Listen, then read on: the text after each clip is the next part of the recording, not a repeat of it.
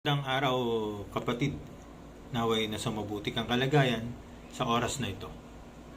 Ang tatalakayin natin na topic ngayon ay tungkol sa loving thy neighbor. Tara, simulan na natin.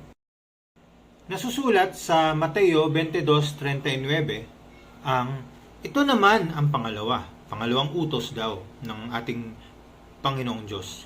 Ibigin mo ang iyong kapwa gaya ng pag-ibig mo sa iyong sarili. Malinaw na malinaw dito na sinasabi sa atin na ang pag-ibig natin sa ating kapwa ay dapat gaya ng pag-ibig natin sa ating sarili. Pero dapat yung kristyanong pamamaraan ng pag-ibig natin sa ating sarili. Kaya dapat malaman natin kung paano ba natin iibigan ang ating sarili ng makadiyos na paraan.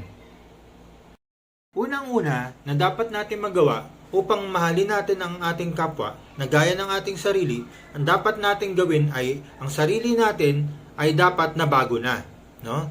Dapat na nagkaroon na ng change, ng pagbabago mula sa dati nating pagka-tao hanggang sa nakilala natin si Kristo sa ating mga gawain, binago na tayo.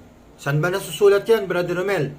Sabi sa Ezekiel 36:26 hanggang 27, basahin natin yung 26. Bibigyan ko kayo ng bagong puso at bagong espiritu. Bago, no? Na puso at espiritu. Ang masuwayin ninyong puso ay gagawin kong pusong masunurin. 27. Bibigyan ko kayo ng aking espiritu upang makalakad kayo ayon sa aking mga tuntunin at masunod ninyong mabuti ang aking mga utos. Malinaw na malinaw dito ang pagbabago na dapat meron tayo. Na pagmamahal natin sa sarili natin bilang Kristiyano para magawa nating mahalin ang ating kapwa. Unang-una, bibigyan tayo sa 26 ng bagong puso at bagong espiritu. Klarong-klaro yun na babaguhin niya tayo ng ating Panginoong Diyos. At yung dati nating masuwayin na puso ay gagawin niyang masunurin. Alam ko po na ang member ng Children of Light ay mga masunuring members, no? Lalo yung mga manggagawa. Bakit po? Kasi kung ano yung pinapagawa ng Diyos sa kanila sa mga paghahayo ay sinusunod nila, no? Walang oras na pag inutos ng Diyos na may gawain ka dyan, kapatid, na dapat mo ipakilala ang salita ng Diyos. Sugod agad tayo, no? Kasi yun ang Kristiyanong may bagong puso at bagong espiritu upang magawa rin niya na mahalin ang kapwa. Kasi yung mga pinapagawa sa atin ng Panginoon Diyos ay pagmamahal din naman sa kapwa. Yung pagpapakilala ng salita ng Diyos sa mga tao, yan ay ginawa ng Diyos kasi may bagong puso na tayo at bagong espiritu. Kalakip dyan, sa 27, bibigyan ko kayo ng aking espiritu. Bibigay daw niya ang kanyang espiritu, no? Ng espiritu ng Diyos upang makalakad kayo sa aking mga tuntunin at masunod ninyong mabuti ang aking mga utos. Kasi nandyan kasama natin ang espiritu ng Diyos sa lahat ng mga lakbayin natin upang makaganap tayo sa ating mga gawain ng pagpapakilala ng salita ng Diyos. Sasamahan niya tayo upang punta tayo sa pinag-uutos niya sa atin, no? Kaya kapatid, kasama mo ang Diyos parati kung ikaw ay gumaganap ng mga gawain ng Panginoon.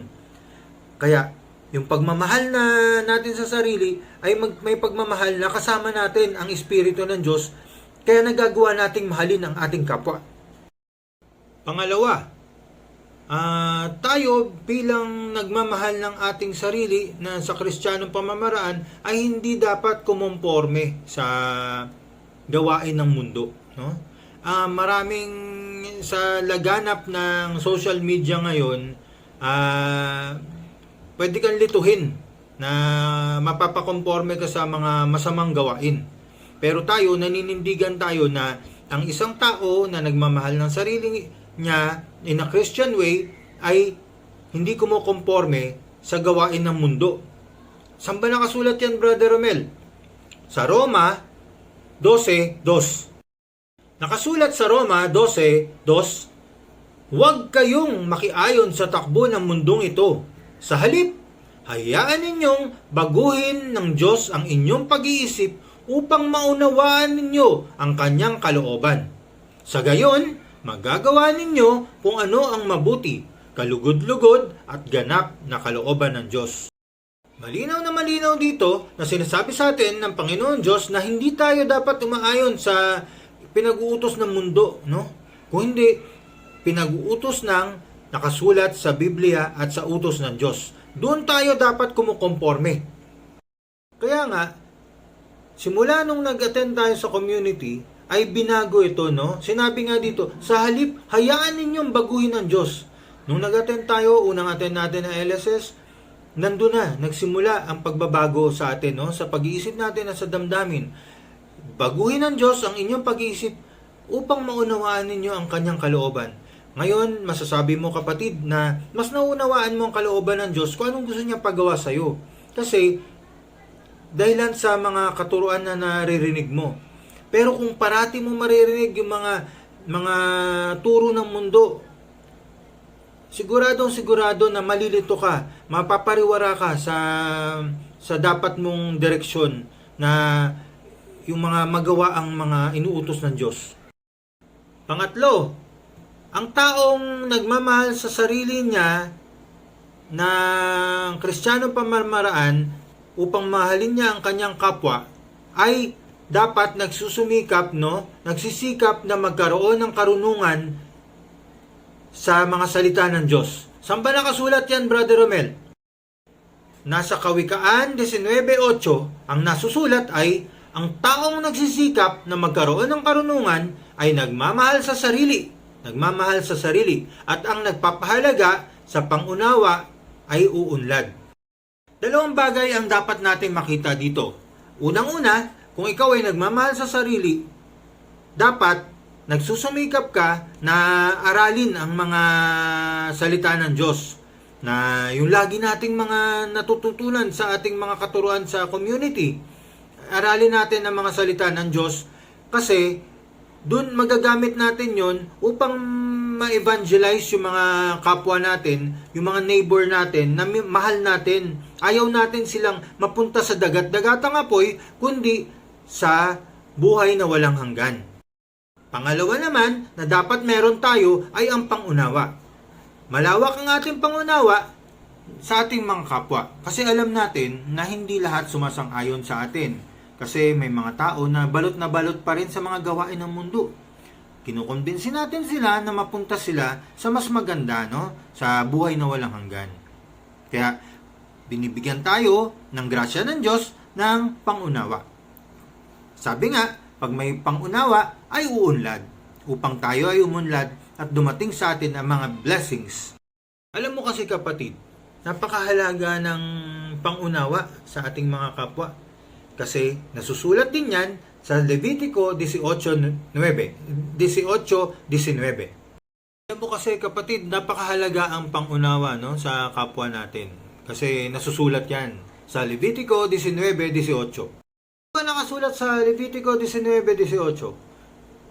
Huwag kang maghihiganti o magtatanim ng galit sa iyong mga kababayan.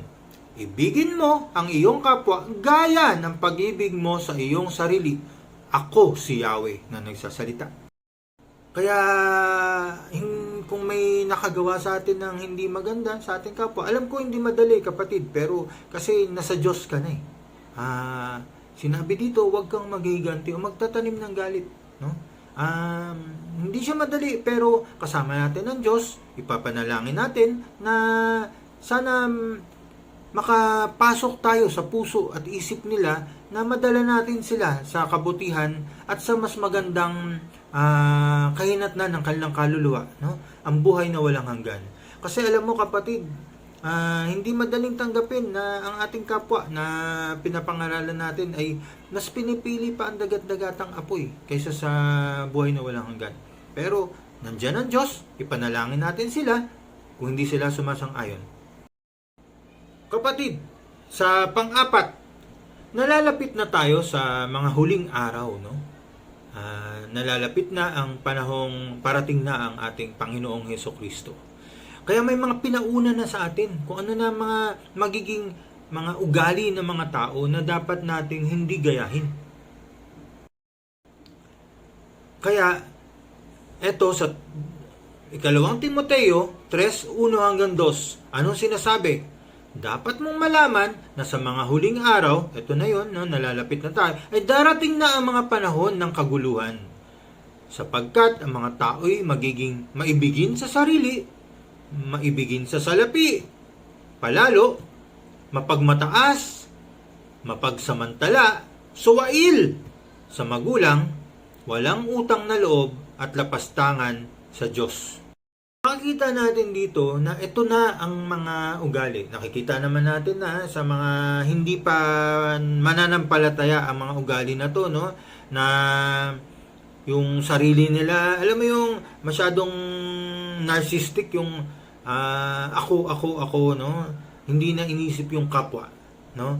At yung mahalaga lang salapi. Hindi natin sinasabi hindi mahalaga ang salapi, pero ang salapi ay binibigay sa atin upang mas makapagpangaral pa tayo ng maraming tao sa papunta sa ating Panginoon. Pero kung ang iniisip lang natin yung mga mabibili natin na mga bagay na hindi naman magdadala sa atin ng mga magandang buhay espiritual, walang kwenta rin yun, no? Marami na rin ang mga mapagmataas.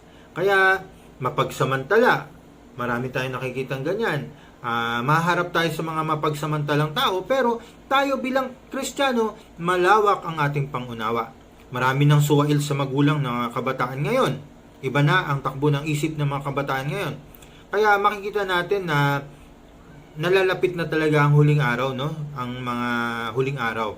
At walang utang na loob at lapastangan sa Diyos. Marami ng ganyan ngayon. Kaya nandito tayo upang baguhin ang ating mga kapwa, no?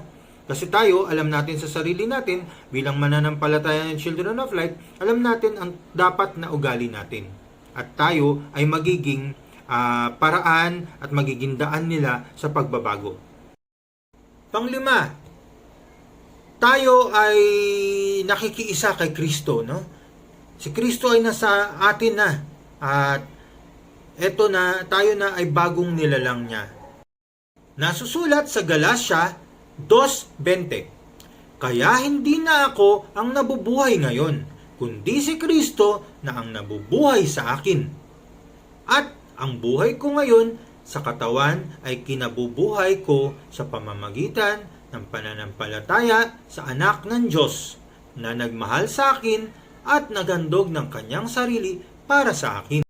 Malinaw dito na tayo bilang nagmamahal sa ating sarili na sa Kristiyanong pamamaraan ay hindi na tayo ang nabubuhay sa ating sarili, kundi si Kristo na ang nasa atin upang makapagmahal tayo sa ating mga kapwa, no? Kasi 'di ba sabi nga natin, dapat ang sarili natin ay mahal natin upang magawa natin na mahalin ang ating kapwa, no? Kaya si Kristo na ang nabubuhay sa ating sarili.